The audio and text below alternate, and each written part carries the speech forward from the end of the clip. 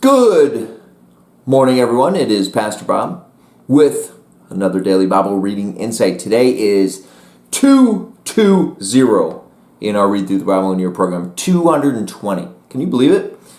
That means we are in Psalms 85 through 87 and Romans 9 and 10, reading the first four verses of Romans 10. Do not cheat yourself and skip Romans 10, the first four verses. I know you might have been tempted to do that, but don't. Here's why. I'm gonna read those first four verses.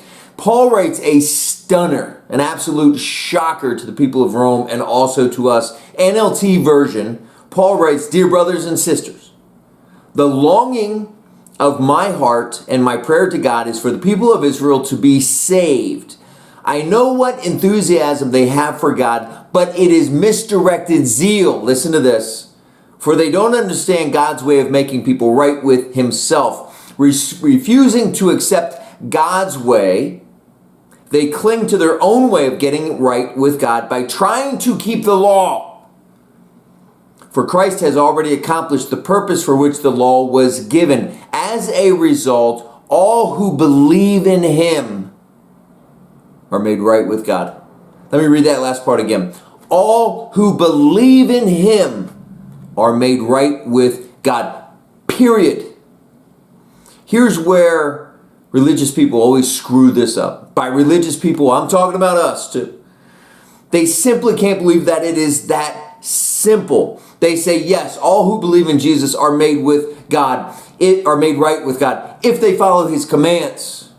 They say, yes, all who believe in Jesus are made right with God if they believe in his word. Yes, all who believe in Jesus are made right with God if they fill in the blank. There are all these extra things that they must do. My friends, listen to me. When we change the period to a comma and add our own human thoughts, we are diminishing what Jesus did on the cross. We are saying that it wasn't enough and that we need to do something more, as if salvation depended on us. There is no bigger error.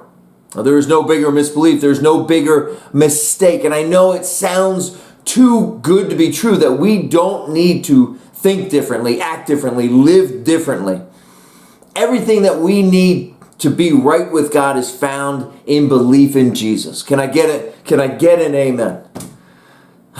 We don't have to do anything differently. We don't have to think anything. Now, when we realize the truth of this unbelievable good news, when it lands in our hearts, it will change us that we are already made right with God. We don't have to change anything. That belief, that knowledge changes us, right? That changes us, that we're not trying to earn God's love. We already have God's love. And then we begin to think differently, behave differently, live differently. And that's when we receive God's blessings into our lives. Amen?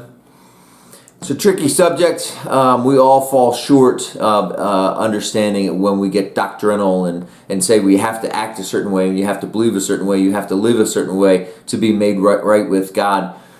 Jesus did it all on the cross. Amen? That is good news, and we should rejoice. Pastor Bob with another Daily Bible Reading Insight. We'll see you tomorrow.